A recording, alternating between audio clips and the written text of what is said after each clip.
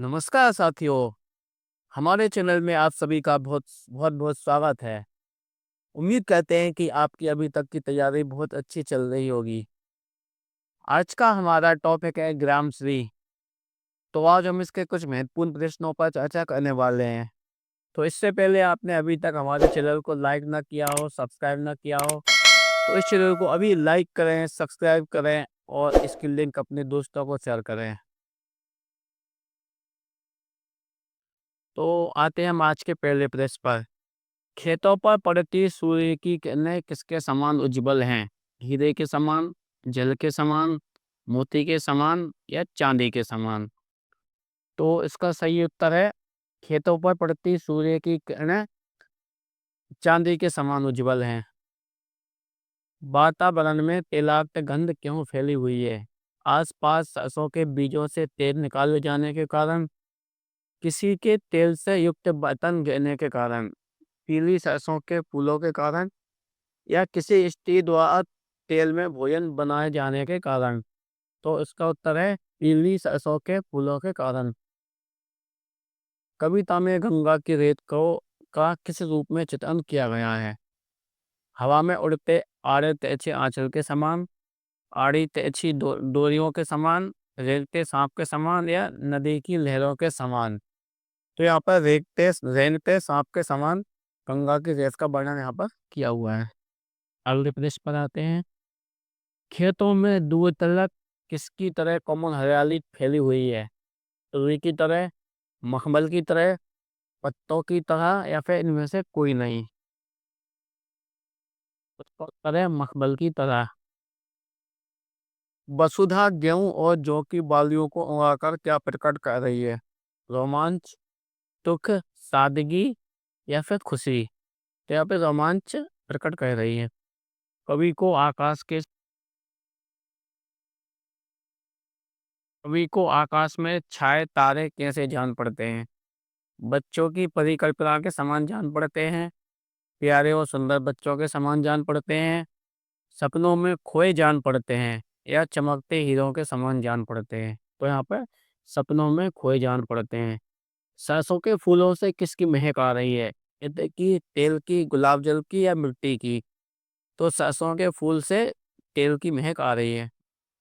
मटर की लटकती लटकती फलियां कैसी प्रतीत हो रही हैं? सोने की किंकड़ियों के समान, मखमली पेटियों के समान, सुनहरी पेटियों के समान या हल्की पेटियों के समान? तो इसका सही उत्तर है मखमली पेटियों के समान।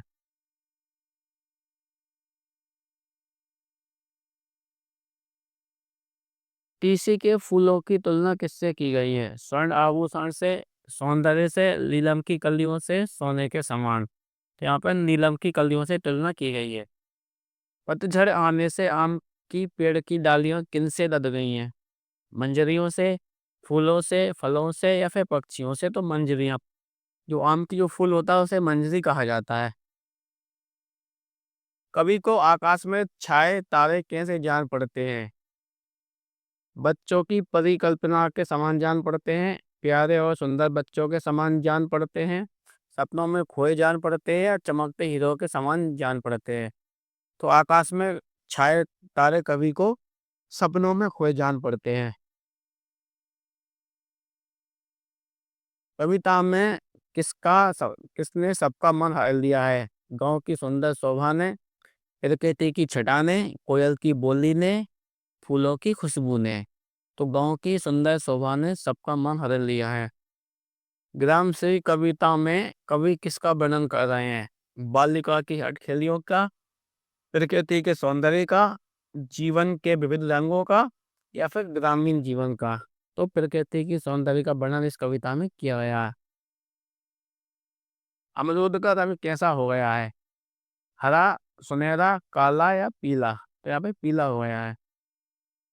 सुमित्रा नंदन पंत किस कला में सिद्धहस्त दिखाई देते हैं? प्रकृति के सौंदर्य के वर्णन में, प्रकृति के सजीव चित्रण में, प्रकृति के विविध रूपों में और प्रकृति और मनुष्य के आपसी संबंध को दर्शाने के लिए। तो ये है ना, प्रकृति के सजीव चित्रण इन्होंने बहुत अच्छा किया हुआ है। इन्हें प्रकृति का सुकुमार कवि भी कहा जाता है। इस ऋतु में सबसे अधिक मात्रा में क्या फूले फले हैं? लौकी व पालक, सेम व मिर्ची, धनिया या उपयुक्त सभी? तो इसका उत्तर होगा उपयुक्त सभी। इस ऋतु में लौकी, पालक, सेम, मिर्ची, धनिया सभी फूले हुए हैं। पतझड़ के मौसम में कौन मतवाली हो उठी है? मोरनी, कोयल, हंसनी या सारस? तो उसका उत्तर होगा, सही उत्तर होगा कोयल। गंगा के किनारे किसका ढेर लगा हुआ है? कचरे का, घास के तिनकों का, मिट्टी का या पत्तों का? तो गंगा के किनारे घास और तिनकों का ढेर लगा हुआ है। सर्दी की समाप्ति पर गांव का वातावरण कैसा हो गया? उदास, शांत, रंगीन या हंसमुख? तो सर्दी की समाप्ति पर गांव का वातावरण शांत हो गया। टमाटर किसकी तरह लाल हो गए हैं? मखमल की तरह, सेब की तरह, खून की तरह या इनमें से कोई नहीं? तो ये मखमल की तरह लाल हो गए हैं। ग्राम श्री कविता किसके द्वारा रचित है? राजेश जोशी, केदारनाथ अग्रवाल, सुमित्रा नंदन पंत या फिर महादेवी वर्मा? तो उसका सही उत्तर है सुमित्रा नंदन पंत। हरी भरी फसलों की शोभा कैसी है? मखमली, रेशमी, रुई जैसी या मुलायम? तो ये मखमली। सुबह सूर्य की किरणें किसके समान जान पड़ती हैं? सोने की जाली के समान, चांदी की जाली के समान, हीरे की कनी के समान या रेशम की तार जैसी? तो ये चांदी की जाली के समान जान पड़ती हैं। अरहर और सनई की बालियां किस रंग की हैं? पीली, सुनहरी, सफेद या हरी? तो इसका उत्तर होगा सुनहरे रंग की हैं। नीली नीली कलियां किस पौधे की हैं? अरहर, अलसी, मटर या सरसों? तो नीली नीली कलियां अलसी की हैं। कवि ने किस ऋतु के आगमन का वर्णन यहाँ पे किस कविता में किया है? बसंत, सर्दी, गर्मी या वर्षा? तो यहाँ पे बसंत ऋतु का वर्णन किया हुआ है। बसंत के आगमन पर किस पेड़ के पत्ते झड़े आते हैं? आम, अमरूद, चीड़ या पीपल? तो पीपल के पत्ते कविता के अनुसार झड़े आते हैं। आम की पेड़ों की शाखाओं का बौर किस रंग का है? लाल पीला, पीला सफेद, सोना चांदी या लाल सफेद? तो सोना चांदी के रंग का यहाँ पे बताया गया है। पीले और मीठे हो गए हैं। आम, अमरूद, पपीता या खरबूजा? तो अमरूद पीले और मीठे हो गए हैं। कवि ने कविता में किस नदी के किनारे की बात की है? गंगा, यमुना, सरस्वती या सतलुज? तो गंगा नदी की यहाँ पे उल्लेख मिलता है। कवि नदी की लहरों से रेत पर निशान बन गए, सरिये जैसे, सांपों जैसे, पहिए जैसे या लता जैसे? तो सांपों जैसे निशान बन गए। नदी तट की रेत पर किसकी खेती है? अमरूद, खरबूजा, तरबूज या खीरा? यहाँ पे नदी तट पर खरबूजे की खेती की जा रही है। सारा गांव किस ऋतु की समाप्ति पर अनुपम हो जाता है? गर्मी, बसंत, वर्षा या सर्दी? तो सर्दी ऋतु पर अनुपम हो जाता है। गांव की हरियाली किस बहुमूल्य रत्न के समान लग रही है? हीरा, नीलम, पन्ना या मूंगा? तो गांव की हरियाली पन्ना के समान लग रही है। बसंत के आगमन पर कौन सा पक्षी मस्ती में भर उठता है? मैना, तोता, मोर या कोयल? तो उसका सही उत्तर होगा कोयल। गांव पर आकाश किसके समान आच्छादित है? नीलम, पुखराज, पन्ना या फिर मूंगा? उसका सही उत्तर रहेगा नीलम। गांव के आकाश पर नीलम के समान आच्छादित है।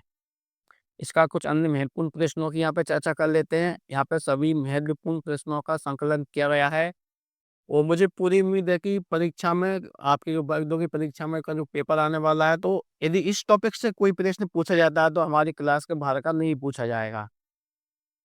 सरसों के फूलों से कैसी गंध आ रही है? तलाक, खट्टी मीठी, मीठी मीठी और रोमांचित कर देने वाली? तो तलाक, जैसा कि पहले प्रश्न में भी पहले इससे पहले भी जो प्रश्नों में पूछा जा चुका है, तलाक यानी कि तेलयुक्त स्मेल आ रही है। कवि ने अलसी की कली को कैसा बताया है? पन्ने जैसी, नीलम जैसी, सोने जैसी या पुखराज जैसी? तो नीलम जैसी बताया है। आम की मंजरी कैसी लग रही है? नीलम जैसी, मरकत जैसी, पुखराज जैसी या रजत स्वर्ण जैसी? तो रजत स्वर्ण जैसी लग रही है। टमाटर के लिए कविता में किस विशेषण का प्रयोग किया गया है? मोटा, मखमली, लाल, मखमली और लाल दोनों? तो इसके टमाटर के लिए मखमली और लाल दोनों का प्रयोग किया है। चांदी किसी उजली जाली में निहित अलंकार बताइए। यमक, उपमा, मानवीकरण या श्लेष? तो यहाँ पे उपमा अलंकार देखने को मिलता है। ग्रामश्री कविता में ओस को कैसा बताया गया? मोती के समान, सोने के समान, जाली के समान या हरे रक्त के समान? यहाँ पे ओस को हरे रक्त के समान बताया गया है। लो हरित धधरा से झांक रही नीलम की कली तीसी नीली, इसमें कौन सा अलंकार है? मानवीकरण, अतिशयोक्ति, रूपक और उपमा। तो यहाँ पे मानवीकरण अलंकार देखने को मिल रहा है। मतलब उसको झांकती है ना, आई धरा से झांक नीलम की कली को ना झांकते हुए बताया जा रहा है, तो इसमें मनुष्यों की क्रियाओं की तुलना की जा रही है, मनुष्य की क्रियाओं का आरोप किया जा रहा है, इसलिए यहाँ पर मानवीकरण अलंकार होगा। खेतों की हरियाली कैसी लग रही है? सोने जैसी, चांदी जैसी, मखमल जैसी, मरकत जैसी? तो मखमल जैसी हरियाली लग रही है। उनकी कविता का स्वर क्या है? प्रकृति प्रेम, देश प्रेम, ओज और वीरता और भक्ति। तो कवि की जो कविताएं हैं वो प्रकृति प्रेम से युक्त कविताएं देख में हैं। सुमित्रानंदन पंत किस वाद के कवि थे? प्रगतिवाद, प्रयोगवाद, रहस्यवाद या छायावाद? तो बहुत ही आसान प्रश्न। छायावाद के आधार स्तंभों में एक माने जाते हैं पंत जी, तो ये छायावादी कवि थे। कौन सी रचना पंत की जी की नहीं है? स्वर्णलता, स्वर्ण किरण, स्वर्णधूलि या गुंजन? तो स्वर्णलता यहाँ पे इनकी रचना नहीं है। सुमित्रानंदन पंत की किस रचना पर इन्हें भारतीय ज्ञानपीठ पुरस्कार मिला है? ग्रंथि, ग्राम्य, चिदम्बरा या युगांत? तो इन्हें चिदम्बरा पर ज्ञानपीठ पुरस्कार प्राप्त हुआ है। और इनकी किस रचना पर सोवियत लैंड पुरस्कार दिया गया? स्वर्णधूलि, लोकायतन, स्वर्णकिरण या पल्लव? तो लोकायतन पर इनको पुरस्कार। सुमित्रानंदन पंत को साहित्य अकादमी पुरस्कार दिया गया। कला और बूढ़ा चांद, लोकायतन, चिदम्बरा और सत्यकाम? तो इन्हें कला और बूढ़ा चांद पर साहित्य अकादमी पुरस्कार प्राप्त हुआ। सुमित्रानंदन पंत का जन्म उत्तरांचल के कुमायूं अंचल के कौसानी ग्राम में किस सन में हुआ था? 1908, 1900, 1936 या 1910? तो सन 1900 में हुआ था। इस बार कुछ अन्य बंधाई प्रश्नों को देख लेते हैं हम। सुमित्रानंदन पंत का जन्म 1900 ईस्वी में हुआ था। ग्रामश्री कविता के कवि सुमित्रानंदन पंत हैं। ग्रामश्री का अर्थ होता है गांव की शोभा। सुमित्रानंदन पंत छायावादी कवि माने जाते हैं। छाया ग्रामश्री कविता में ऋतुराज यानी बसंत ऋतु का वर्णन किया गया है, और इसमें कविता में प्राकृतिक सौंदर्य या गांव के प्राकृतिक सौंदर्य का वर्णन किया हुआ है। खेतों में फैली हरियाली की तुलना मखमल से की गई है। खेतों में फैली हरियाली के ऊपर पड़ती सूरज की किरणें कवि को कैसी प्रतीत होती है? चांदी की जाली की तरह। नए उगे हरे घास के तिनकों व पत्तियों के ऊपर पड़ी ओस की बूंदें कैसी प्रतीत होती हैं? हरे रुधिर यानी खून के समान। हिल हरित में कौन सा अलंकार है? तो सीधा सा क्रिया है अनुप्रास अलंकार। तिनकों के हरे हरे तन पर, यहाँ पे मानवीकरण अलंकार। आकाश में सदा क्या छाई रहती है? तो स्वच्छ नीलिमा या निर्मल स्वच्छ नीलिमा छाई रहती है। आकाश में छाई रहने वाली निर्मल स्वच्छ नीलिमा ने किसे ढक रखा है? तो धरती के सांवलेपन को ढक रखा है। कवि को हरी भरी धरती के ऊपर फैला नीला आकाश कैसा प्रतीत होता है? तो किसी आंचल की तरह प्रतीत होता है। धरती जौ और गेहूं की बालियां उगाकर कैसा महसूस कर रही है? तो अब धरती रोमांचित महसूस हो रही है। सनई का पौधा किस काम आता है? तो सनई का पौधा रस्सी बनाने के काम आता है। अरहरों सनई के पौधों में खिले पीले फूलों व कलियों की तुलना कवि ने किससे की है? तो ये सोने की करधनी से इसकी तुलना की गई है। महिलाओं को सब लोग समझते हैं कि करधनी क्या कमर में बांधने का एक आभूषण होती है। सोने की करधनी किसने बांधी है? तो प्रकृति ने बांधी है। हवा से हिलकर कौन मधुर आवाज कर रहा है? तो प्रकृति की सोने की करधनी किसको कहा गया है? जी अरहर और सनई के बीच को कहा गया है। ग्रामश्री कविता के अनुसार कौन सी फसल पूरी तरह पक चुकी है? तो सरसों की फसल पक चुकी है। सरसों में से किस चीज की हल्की हल्की गंध निकलकर हवा में फैल रही है? तेल की। लो हरित धरा से झाग रही नीले की कली तीसी नीली, यहाँ पे मानविकरण अलंकार है। तीसी यानी अलसी में कैसे फूल खुले? तो नीले नीले। तीसी के खिले हुए फूल नीले फूलों को देखकर कवि को कैसा लग रहा है? जैसे नीलम की कलियां हरी भरी धरती से झांक रही हैं। कवि ने फूल खिले मटर के पौधों की तुलना किससे की है? तो सखियों से तुलना की है। खेतों में नीले व सफेद रंग के फूलों से सजे मटर के पौधों को देखकर कवि को कैसा प्रतीत होता है? तो जैसे दो सखियां आपस में मिलजुल कर खिलखिला रही हूँ।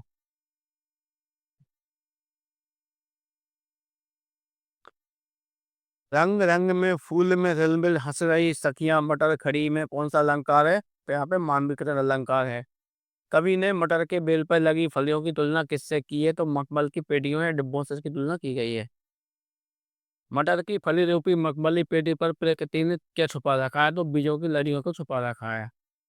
तेज हवा के कारण तेजी से हिलती हुई फूलों की डंठल कवि को कैसी प्रतीत होती है? जैसे फूल स्वयं उड़कर उनमें जाकर बैठ गए हों।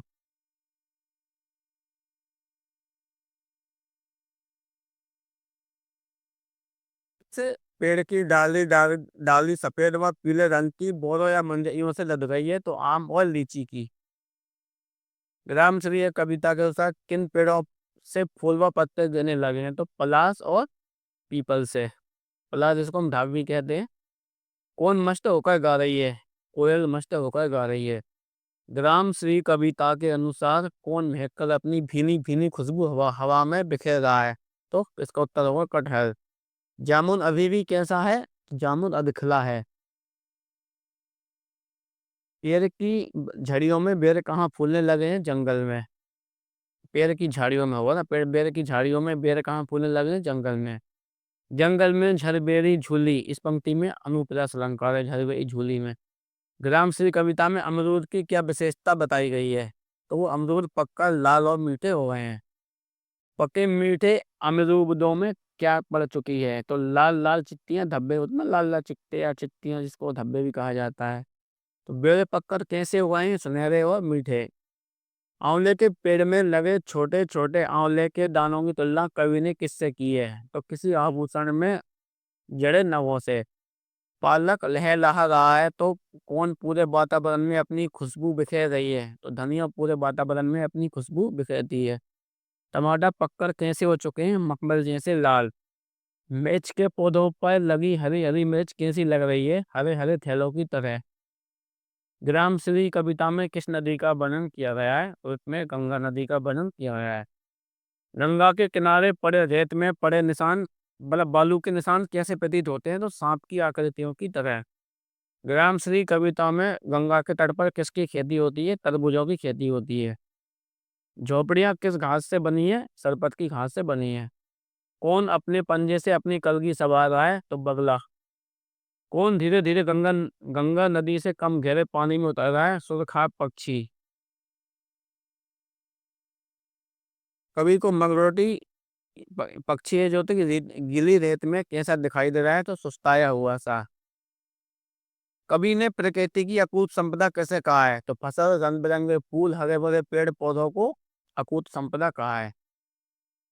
प्रकृति अकूत संपदा पाकर कैसा महसूस करती है? तो प्रकृति को अकूत संपदा पाकर खुशी महसूस करती है। हिम आताप का मतलब होता है सर्दियों की धूप। एक महत्वपूर्ण प्रश्न बन सकता है, हिम आताप बता हुआ सर्दियों की धूप। कवि ने हिम आताप को हरियाली कैसे दिखाई दे रही? तो सुख से अलसाई हुई और सोई हुई। हसमुख हरियाली में अनुप्रास अलंकार है। हरियाली के ऊपर पड़ी ओस की बूंदें कैसी दिखाई दे रही हैं? तारों की भांति। कवि के अनुसार आकाश में तारे क्या कर रहे हैं? तो अपने सपनों में खोए हुए हैं। मरकट डिब्बा का मतलब होता है पन्नों से भरा हुआ, हर रंग के रत्नों से भरा हुआ डिब्बा। पन्ना एक रत्न होता है। मरकट डिब्बे सा खुला ग्राम में कौन सा अलंकार है? यहाँ पे उपमा अलंकार देखने को मिलता है। गांव की हरियाली कवि को कैसी लग रही है? तो पन्ने से भरे डिब्बी की समान। गांव के चारों तरफ लहलाती फसल, हरियाली, गांव की शांति सभी लोगों को अपनी तरफ आकर्षित करती है। कब? सर्दियों के अंत में। सर्दियों के अंत में गांव के चारों तरफ क्या छाई हुई है? शांति छाई हुई है। ग्राम श्री कविता के अनुसार सबका मन किसने मोह लिया? गांव की सुंदर शोभा और हरियाली ने। इन गांव को हरता जनमन क्यों कहा है? क्योंकि गांव का अद्भुत सौंदर्य सभी को मन मोह लेता है। सुमित्रा नंदन पंडित जी का जन्म 1900 ईस्वी में हुआ था। इनका जन्म उत्तराखंड के अल्मोड़ा जिले के कौसानी गांव में हुआ था। पंत जी का देहावसान 1977 ईस्वी में हुआ। सुमित्रा नंदन पंत जी को वरना साहित्य अकादमी पुरस्कार, भारतीय ज्ञानपीठ पुरस्कार और सोवियत लैंड पुरस्कार, नेहरू पुरस्कार से सम्मानित किया गया है। भावों की अभिव्यक्ति के लिए सटीक शब्दों के चयन के कारण सुमित्रा नंदन पंत जी को शब्द शिल्पी नाम से जाना जाता है। तो एक महत्वपूर्ण प्रश्न बन सकता है कि शब्द शिल्पी के नाम से किसे जाना जाता है? प्रकृति के चित्ते व चितेरे कवि सुकुमार चितेरे कवि नाम से किसे जाना जाता है? तो सुमित्रानंद पंडित जी को जाना जाता है। ऐसे हमारे प्रश्नों का संकलन, आपको हमारे प्रश्नों का संकलन कैसा लगा? कमेंट करके अवश्य बताएँ। इससे हमारा आत्मविश्वास बढ़ता है, हौसला अफ़ज़ाई होती है। और अंत में यदि आपने अभी भी हमारे चैनल को लाइक ना किया हो, सब्सक्राइब ना किया हो, तो चैनल को लाइक करें, सब्सक्राइब करें और इस क्लास के लिंक दोस्तों को शेयर करें ताकि वो भी इस क्लास से लाभान्वित हो सकें। क्लास में बने रहने के लिए सबका बहुत-बहुत धन्यवाद। नमस्कार।